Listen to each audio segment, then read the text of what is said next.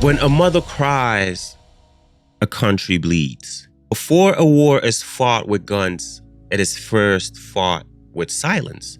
And silence is exactly what has allowed the Democratic Republic of Congo, the DRC, one of the richest lands beneath the sun, to become one of the most exploited places on Earth.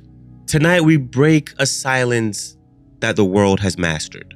Why Rwanda and the M23 rebels are backed by powerful offshore agendas. Why Congo's minerals have become the backbone of global technology.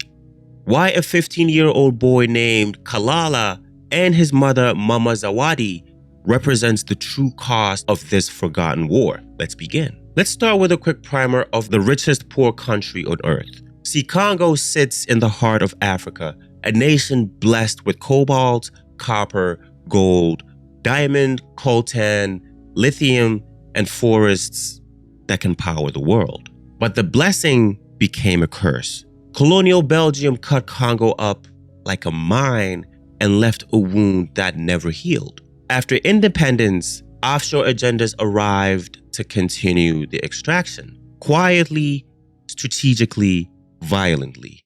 And somewhere in this story stands Kalala, a boy born in a land richer than Dubai, yet forced to climb into cobalt pits at sunrise while his mom whispers prayers she can barely finish. There's an African proverb that goes like this: when you strike the tree, you do not see how deep the roots cry. Tonight, we look at the roots. The M23 rebel group resurfaced with force, capturing towns, displacing families, and destabilizing the eastern Congo once again. But rebellion does not grow from thin air. According to the UN panel of experts, the M23 is equipped with advanced weapons, ammunition far beyond rebel budgets, training that matches military structure, logistics that require foreign coordination. And nearly every international report points to one word whispered quietly: Rwanda. But here's the true question. Why will a small nation repeatedly intervene with a giant like Congo? Because Rwanda's elite benefit when Congo is weak. Because instability allows minerals to flow across borders. Because offshore agendas prefer a middleman state that can influence rather than a strong, sovereign Congo. When war erupts in Goma, Rwanda's mineral exports mysteriously rise. Copper, gold, coltan, cobalt, exports that Rwanda does not naturally produce in such quantity. This is not politics. This is arithmetic. Every smartphone, electric car, laptop, battery, all of them depend on Congolese cobalt. Tesla, Apple, Samsung, BMW, Ford, you name it, all need copper to power the future. But mining companies refuse to pay fair prices. Foreign powers refuse to support Congolese sovereignty. And offshore agendas prefer chaos because chaos makes resources cheap.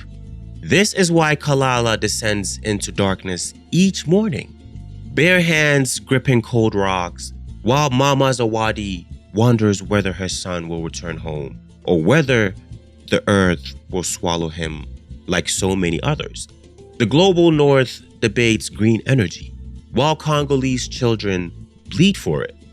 Now, some say Congo cannot manage its own resources.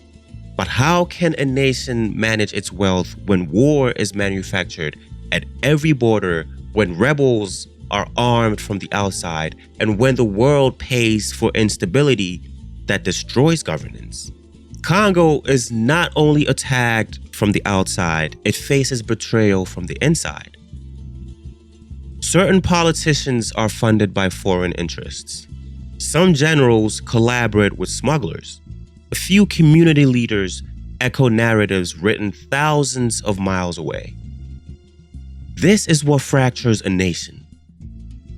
Tribal tensions fueled by foreign money.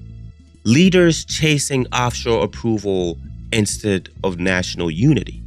Militias funded quietly through mineral smuggling. the youth feeling abandoned by the elite meant to protect them. This is why Africans must make better choices collectively. Now, as Mama Zawadi says in our story, a house divided does not only fall, it buries the children under it. Unity is not a slogan. It is survival. See, Congo has had enough wealth to feed its people 10 times over. So why do the youth flee towards Europe? Because they don't run from Africa. They run from the system imposed on Africa. They run from exploited labor.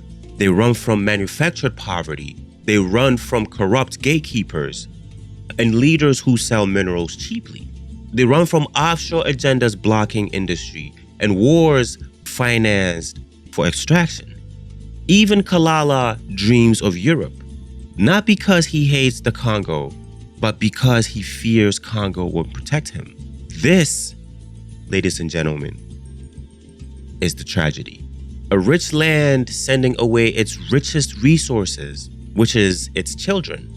On the outskirts of Kolwezi, Mama Zawadi watches her son return from the mine. Hands blistered, eyes tired, lungs filled with metallic dust. She whispers, "Kalala, one day you will live in a Congo that loves you."